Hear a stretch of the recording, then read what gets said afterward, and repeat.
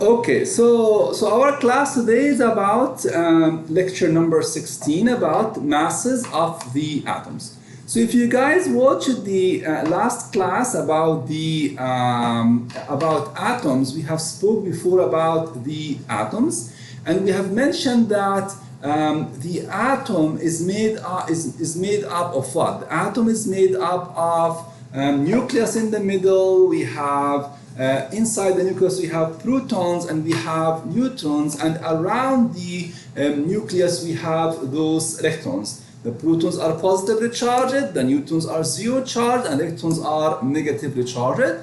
And we also have mentioned that the protons and the neutrons are made up of quarks. And we said that each proton or neutron is made up of 3 quarks, but electrons are not made up of quarks. So today what we will do, inshallah, is we will discuss what is the, how can we measure the mass of the atom. So the idea here is atom is very, very small. In order to measure the mass of the atom, I have to know what is inside the atom. So if I think about it, what is inside? I have protons, neutrons, and electrons. So in order for me to measure the mass of an atom, I have to find the mass of those 3 particles. Now if you check the table that you can see at the bottom of the page here, you will notice that we have protons, we have neutrons, and also we have electrons. Now as you can see, the protons have a mass of 1.6726 times 10 24 grams, and the neutrons are having a mass of 1.6749 times 10 24 grams, but the electrons are 9.1093 times 10 to the negative 28 grams. Okay. So in order to so in order to find the mass of an atom, then we must find the mass of those 3 particles. So let's hang on for a second. Okay, so let's see if you are able to, okay, perfect, okay, sorry, okay, so, yes, perfect, okay, sorry. So in order to find the mass of an atom, I need to find the mass of the protons, of the neutrons, and of the electrons, okay. So now you may see that the mass of the neutron is very close to the mass of the proton. The mass of the neutron is very close to the mass of the proton. But you can see that the mass of the electron is way smaller than the mass of the neutron and the mass of the proton.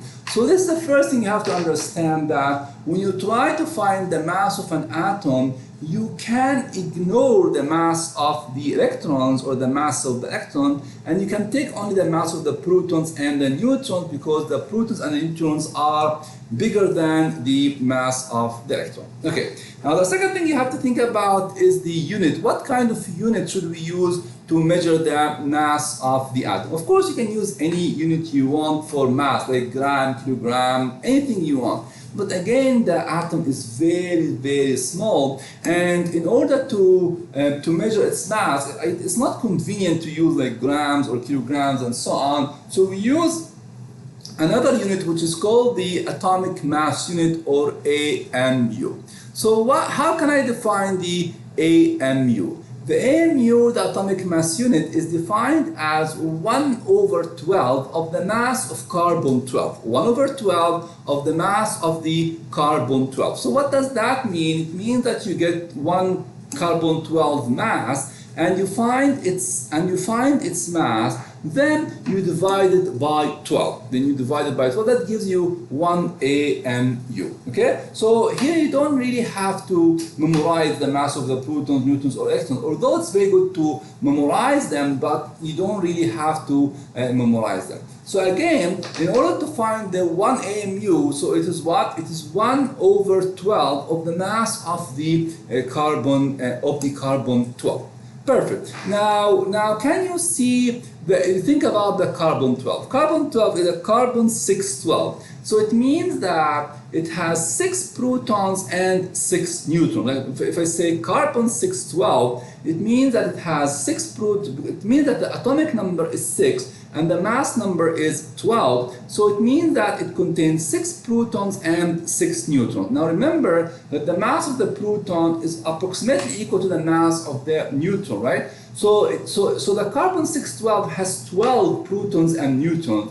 So 1 over 12 of the mass of carbon 12 means the mass of 1 proton or 1 neutron. So it means that 1 AMU is just 1 proton or 1 neutron. Okay, so again from this slide what you learn 2 things. First thing, if I want to find the mass of the atom, then I need just to find the mass of the protons and the neutrons.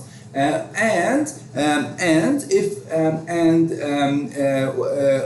unit that I should use called the AMU, which is 1 over 12 of the mass of the carbon 12. Okay, so now let's move on to the next slide. And the next slide is giving us some definitions about the atomic number and the mass number, and maybe most of you know this already. So what is the atomic number? The atomic number is the number of protons in the atom, and the mass number is the number of protons plus the number of neutrons in the atom. So now let's check this nice table. You have different elements, so you can see here that we have, for example, the boron. The boron is 511. The boron is 511. That means that it contains 5 protons and 6 neutrons. The carbon is 612. So it means that it contains 6 protons and 6 neutrons. You have the oxygen, it's 816, so it contains 8 protons and 8 neutrons.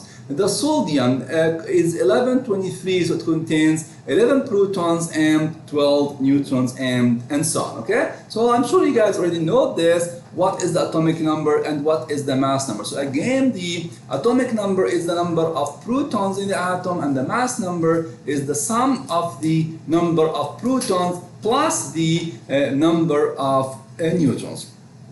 Okay, now we can move on to the next slide. And in the next slide, I see 2 elements. One of them is the fluorine, and the other one is the sodium 1123. Okay, so now let's see who can tell me for the fluorine 919. So if it's 919, it means it has how many protons? How many protons are there?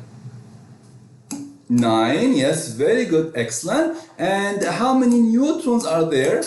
How many neutrons? 10, very good guys, very good. No, the 19 is the number, is the mass number, right? The 19 is the mass number, which is the number of protons plus the number of neutrons, right? But if I ask you only what is the number of neutrons, then it should be 19 minus 9, which is 10. Okay, so now let's go to the sodium 1123. So how many protons are there in the sodium? 11. And how many neutrons we have? How many neutrons should be 12 neutrons? Yes, very good. So you guys are good this way. So we have the number of protons and the number of neutrons. Okay, so now let me go and I want to speak with Mr. Jafar. So Mr. Jafar, are you there? Mr. Jafar? Yes, okay. So Jafar, can you please tell us for the sodium, can you tell me what is the mass number for the sodium? For the sodium, yes, very good. And what is the atomic number? For the sodium, what is the atomic number? 11. Very good. Okay, very good. Okay, so now let's move on to the next slide, which is called the isotopes. Isotopes. Now, I'm sure you guys know what are the isotopes. I'm sure you have seen this many times before. So isotopes mean, for example, that you have carbon 612 and carbon 614. So these are called isotopes. Carbon 612, 613, 614, all these are called isotopes. So what are the isotopes? Isotopes are atoms of the same element with different number of neutrons in their nucleus and same number of protons. So as you can see here, those are atoms of the same element that have the same number of protons but different number of neutrons. Like for example, as I told you, carbon 612, carbon 613, carbon 614. So all of these are having the same number of protons, but they have different number of neutrons. Now, one of the most important isotopes I want you to memorize, please, are the isotopes of hydrogen. So hydrogen has three different isotopes: H11, H12, and H13. You may see them here: H11, H12, and H13. So the first one, I call it the protium, H11, and the deuterium, H12, and the tritium, H13. So as you may see here, the protium has 1 proton and 0 neutron. The deuterium has 1 proton and 1 neutron, and the deuterium has 1 proton and 2 neutrons. Okay, so I would like you please to memorize those isotopes of hydrogen. Very important to memorize. Okay, so again, what do you mean by isotopes? Isotopes means atoms of that have the same number of protons but different number of neutrons. Now let's look at the next slide. And it talks about something called the average atomic mass. Now let's say that I have a certain substance, and this substance, for example, is made up of boron. So let's assume, for example, that this substance, for example, is made up of boron. Now, if it's made up of boron, so it must contain all isotopes of boron, like for example, boron 10 and boron 11. So if this substance is made up of boron, so it must contain boron 10 and boron 11. But the question is, are they equal to each other? I mean, are they 50% boron 10 and boron 11? The answer is no, they are not equal in percentage. And the thing is, boron 10 represents only 20%, while boron 11 represents 80%. So boron 10 is 20% and boron 11 is 80%. Now, how can I calculate the average atomic mass of this substance? So in order to do this, I must do this calculation. It's a 20% multiplied by 10 plus 80% multiplied by 11. Okay, so look at this calculation. It's a 20% multiplied by 10 plus 80% multiplied by 11. So when I say 20%, I use 0.20, and for 20%, for 80%, I will use 0.80. Okay. Now, if you guys have a calculator, now you can calculate this and tell me what should be the answer. 0.20 times 10 plus 0.80 multiplied by 11, what should be the answer here? Let me give you a few seconds. If you have a calculator, you can just calculate this very fast. Let's see who can get, yeah, 10.8. Very good, excellent. So 10.8. Okay. Now 10.8 is what? Is close to 10 or is close to 11? Is it close to 10 or is it close to 11? It's close to 11, right? So what does that mean? It means that we have more of the boron 11 than we have of the boron 10, because 10.8 is closer to 11, not to 10, right? It means that we have more of the 11 than of the 10. So sometimes in questions, what we do is we tell you that we have a substance made up of boron, it contains boron 10 and boron 11, and we tell you that the average atomic mass is 10.8, and we ask you which element is having a higher percentage. Is it the 10 or the 11? So if you look at the number and see, is it closer to 10 or is it closer to 11? And so if it's closer to 11, it means that 11 has bigger abundance. The abundance means percentage. means number of atoms, right? The word abundance means which one is having a larger number of atoms. Like for example, if you have a substance and 20% of the atoms is boron 10 and 80% of the atoms is boron 11, I say boron 11 has more abundance. It means it has more number of atoms in the substance than the boron 10. Does that make sense? Okay, so let's move on to the next slide, and the next slide speaks about the something called the radioisotopes or the radioactive isotopes. So if I say something is radioactive, it means that it emits alpha particles or beta particles or gamma rays. And that's what we mean by a radioactive substance. Like for example, if I say carbon-14 is radioactive, it means that it emits one of those three, maybe beta particles, for example, and so on, right? Okay, now I want to tell you why we have some atoms that are radioactive and some are not radioactive. Like for example, carbon-12 is not radioactive, but carbon-14 is radioactive. What does that mean? It just means that the carbon-14 is unstable. I want you to imagine that you are in a ship and this ship is unstable. It's about to sink and you want to make it stable. So you will start throwing, I don't know, bags or items, or maybe people will jump out of your boat to make it stable and so on. So the same thing. If you have an atom that is not stable, it tries to make itself stable by throwing items out of the atom. So it starts to throw alpha particles, beta particles, or some energy like gamma rays in order to try to make it itself stable. So why it's not stable? It's because the maybe it has a larger number of neutrons, or maybe because it has a larger mass, or maybe because the ratio between neutrons and protons are not balanced, so it tries to balance itself and so on, right?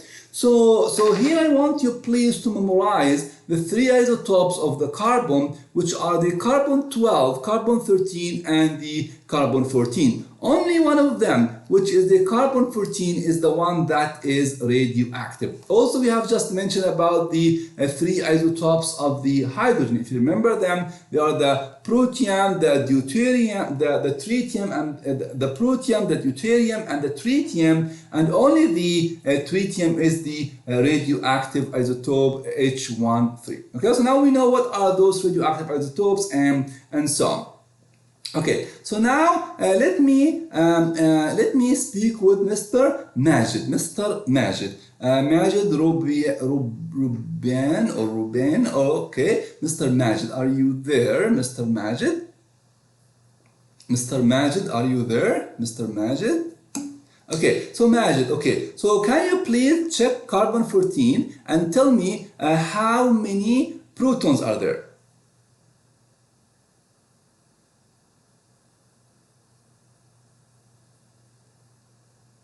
Carbon 614, how many protons are there? Are you able to tell us fast, please?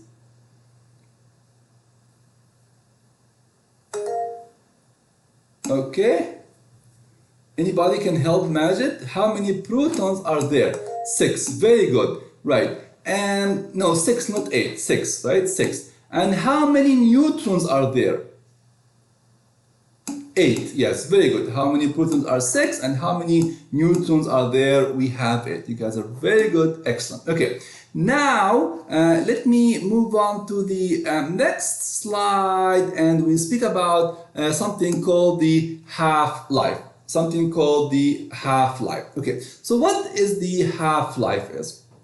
The half-life is defined as the time needed for 1/2 of the atoms of radioactive sample to decay into other isotopes. So again, what is the half-life? Is the time needed for 1/2 of the atoms of a radioactive sample to decay into other isotopes. So what does the word decay mean? Decay means to lose atoms, lose parts. Like for example, when we die and we're buried, when our body starts to decay, right? So we to change it into, I don't know, dust and other organisms and so on. So that's called a decay, right? So So when I speak about half-life, what does that mean? It means that, for example, if you have a radioactive isotope, let's say that you start with 1 kilogram. So if the half-life is 5 minutes, so after 5 minutes, the 1 kilogram turns into only half kilogram,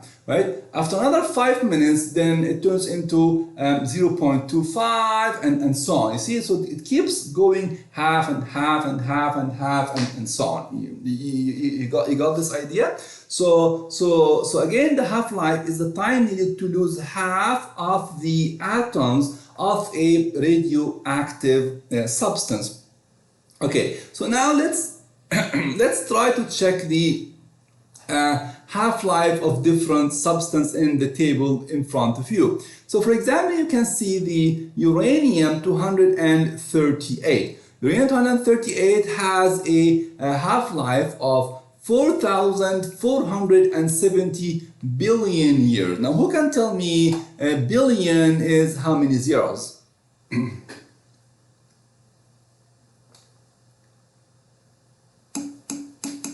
9, yes, exactly. So so 9 zeros. So if you are a billionaire, then you have $1,000 million, for example, right? If you are a billionaire, right? $1,000 million, right? So here for the uranium, if you have 1 kilogram of uranium, you must wait for 4,470 billion years to lose half of it, right? That's how big the half-life of the uranium. Okay, so I can see here someone is asking how, and can you please tell me what is the question? How? Okay, so until you write down your question, we will keep moving. And we have, for example, the carbon, and the carbon-14 has a half-life of 5,730 years. So again, if you have 1 kilogram of the carbon, then you have to wait for 5,730 years to lose half of the atoms. Okay, so this is the half-life. It's the time needed to lose half of the atom. And there's a very interesting question: what is the benefit of a half-life? I mean, why do we study the half-life? What's the benefit of doing this half-life? Now, half-life is used in something called the radioactive datings. And what does that mean? Now, let's say that you are a geologist and you find a tree, and you think that this tree is very old, and you want to know how old this tree. And so you can use the radioactive isotopes and the half-life to know the age of the tree. Now, when this tree was alive, it contains carbon-12 and carbon-14 at the same time. So there is a certain ratio or a certain percentage between them. Like, let's say, for example, carbon-12 is 80% and carbon-14 is 20%. Now, once the tree dies, what happens is the carbon-12, it does not change, because the carbon-12 is not radioactive, so it will not change. But what will happen with carbon-14? It will start to decrease by the time, because each 5,730 years, you lose half of the carbon-14, right? So if I check this tree and I find that half of the carbon-14 was gone, then I know that the age of this tree is 5,730 years. If I see 75% was gone, then I know, for example, that it's a 2 half-lives and so on, right? So we use this in something called radioactive dating, where we know the age of trees, fossils, bones, rocks, and so on. So it's a very important tool for us to know the age of different objects. Also, you can tell the age of the Earth, and if you see a rock, you can find the oldest rock on the Moon, or on the Earth, or on Mars, and so on. So it's a very important technique. Now look at this. No, we don't have to memorize these numbers, although it's good to memorize the numbers. It's always good to memorize the numbers, but it's not something mandatory that you have to memorize. Now look at this graph, and you can see at the y-axis we see masses, or mass, and you will see at the x-axis we see the time passed. Now you can see at each, like for example, if this is a carbon 14, if this is a carbon-14, and then you can see after one half-life you lose 50%, two half-lives 25%, three half-lives you use 12.5%, and so on. So this is the remaining part, right? This is not what you lose, this is what is remaining. So after one half-life, 50% remaining, two half-lives, 25% remaining, and 12.5 you see after three half-lives, and so on. Okay, so for the chapter you can check on the syllabus to see exactly which chapter is that in the book, please. Okay, and now before I move on to the next slide, I want you to know about the daughter, There's something called a daughter. And what's a daughter is? A daughter means the product after the radioactive isotope is emitting the alpha or beta or gamma and so on. Like for example, if you check the uranium, I call the uranium the parents and I call the lead-206 the daughter. So what does that mean? It means that after one half-life, 4,470 billion years, I see a lead. Okay, so the product or the new element that will be produced, what we call the daughter, is the lead. So what does that mean? It means that if I start with 1 kilogram of uranium-238, so after one half-life, and then I will find 50% still uranium, and the other 50% will turn into lead. It will turn into daughter. So the daughter is the product of the element of the radioactive isotope after one half-life. And you can see also that carbon-14 will have a daughter, which is nitrogen-14, and so on. Okay, now there is a question here that I see. It says, how can I calculate the half-life? Okay, so first thing, we can measure if the substance is radioactive or not using something called radioactive detectors, and one of them is for example, the Geiger-Müller counter, and it calculates the how much alpha or beta are emitted from a radioactive isotope, right? Now the second thing is, all what we need to do is to take the radioactive isotope, and of course I cannot wait for 4,470 billion years to see half of it is gone. But what will happen is we just calculate how much is gone in certain amount of time, let's say 5 days or a month or so, and so on. And based on the amount that was lost from the atom, then we can determine what will be the half-life. There is a formula that you guys may see later on in your physics studies that tells you how to calculate the half-life. It's an exponential formula that we don't have to talk about now. But the main idea is you calculate how much mass is left after a certain amount of time, and based on that you can calculate what is the half-life. Now, of course, each element has its own half-life. So someone is asking, half-life depends on what? Each element has its own half-life. So it depends on the element, and of course, it depends on how stable this element is, right? So some elements are more stable than the others. They are still radioactive, but they are more stable than others, meaning that they can stay for a longer time than the others. Okay, so I can now move on to the next question and the next slide. And this next slide is telling you a problem. Talking about a problem here, it says that chlorine has an average mass of 35.5 AMU. The two naturally occurring radioisotopes of chlorine are chlorine-35 and chlorine-37. Do most chlorine atoms contain 18 neutrons or 20 neutrons? Okay. Now I will give you about maybe 1 or 2 minutes. I wanted to try to solve this question. Now, who can tell me which one should contain more?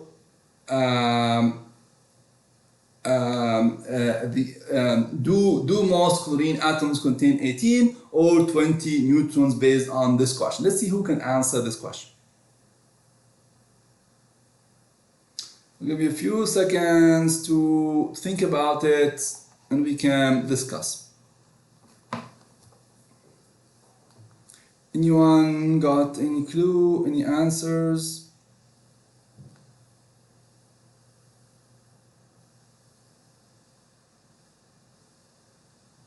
No one?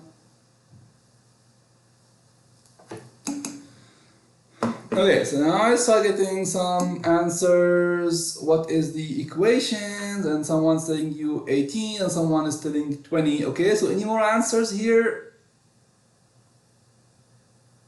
Okay, so let me first ask you one question, and I would like to talk to Ali. Okay, Ali Al Khalifa. Ali Khalifa, are you there? Ali Al Khalifa. Ali Al Khalifa, are you there, please? Ali Al Khalifa. Ali Al Khalifa. Ali Al Khalifa. Okay, Ali Al Khalifa. Okay, now Ali Al Khalifa, you can see here in this problem, we say that the average mass is 35.5 AMU. 35.5 AMU. Now, can you tell me which isotope should have more atoms? The chlorine 35 or the chlorine 37? If you see the average at 35.5, so it means that which one of them is having more atoms, the 35 or the 37?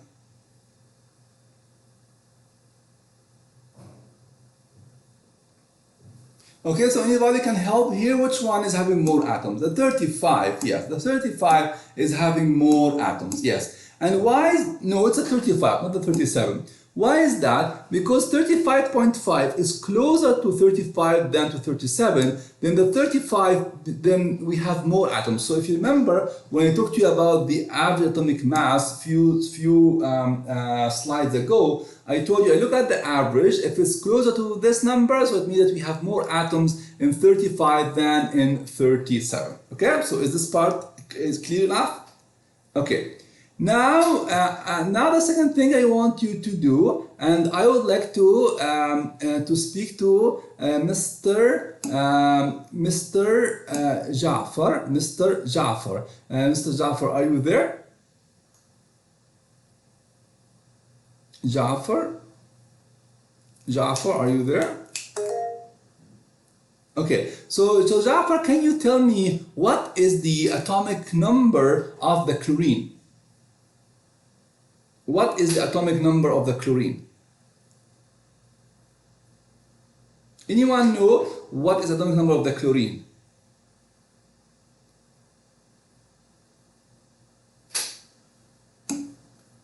No, this is the mass number. Exactly. So the atomic number of the chlorine is 17. No, it's not 18. The atomic number of the chlorine is 17. Okay, so the atomic number is 17, and okay, why this is from the periodic table, right? So this is from the periodic table. We know that the atomic number of the chlorine is 17. Okay, so I have now two isotopes. One is 1735 and one is 1737. So for the 1735, how many neutrons are there?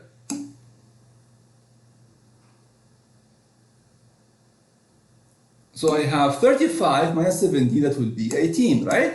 And for the chlorine 37, how many neutrons are there?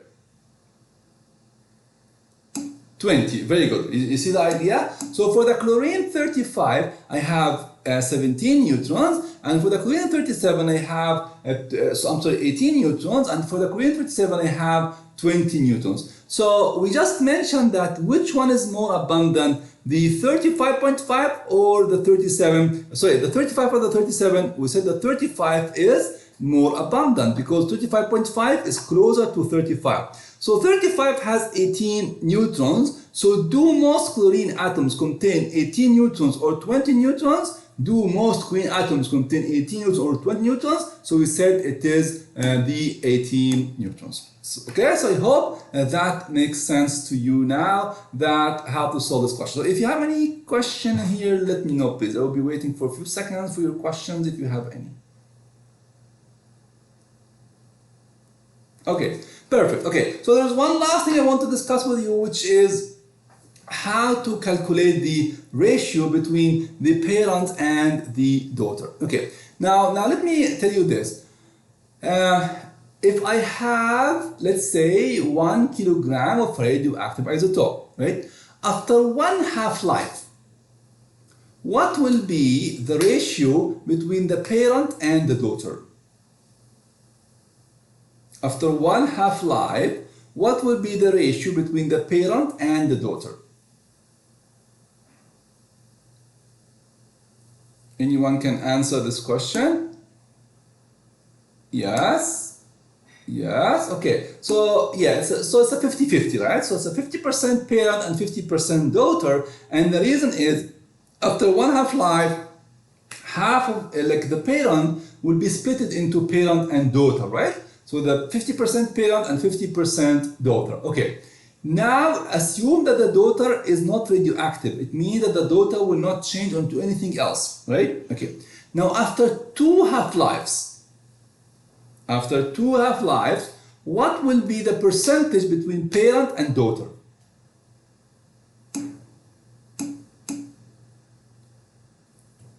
Okay, so yeah, so think about it. No, not same. Think about it. The daughter will remain, right? So it's a 50% will remain, will not change. But the parent will split into parent and daughter, right? So it will be 25%, 25%. So now I have 25% parents and 75% daughter, right? So now the ratio becomes what? It becomes 1 to 3.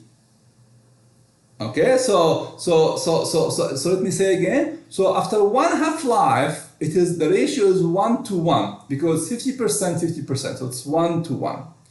After two half-lives, what will happen is the daughter will remain the same, but the parent will split into parent and daughter. So it will be 25% parent and 75% daughter. So it becomes 1 to 3. So it is clear.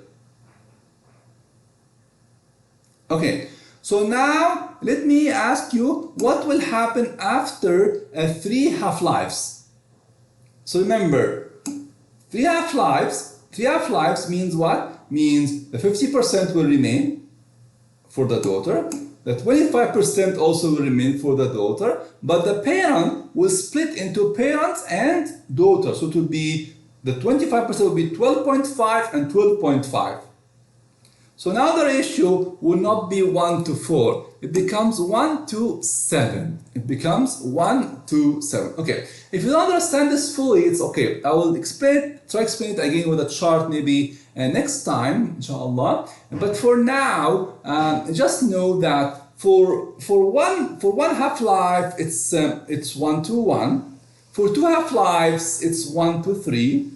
For 3 half-lives, it's 1 to 7. For 4 half-lives, it's 1 to 15. But I will explain this to you in more details, and maybe I will make a nice chart for you so you can see what is going on. Okay, so for now, just end this class, and we'll talk more about this next time, inshallah. So please don't forget to watch previous lectures on YouTube on MyScratch, and hope you guys can enjoy those lectures, and you can ask me any questions as much as you want.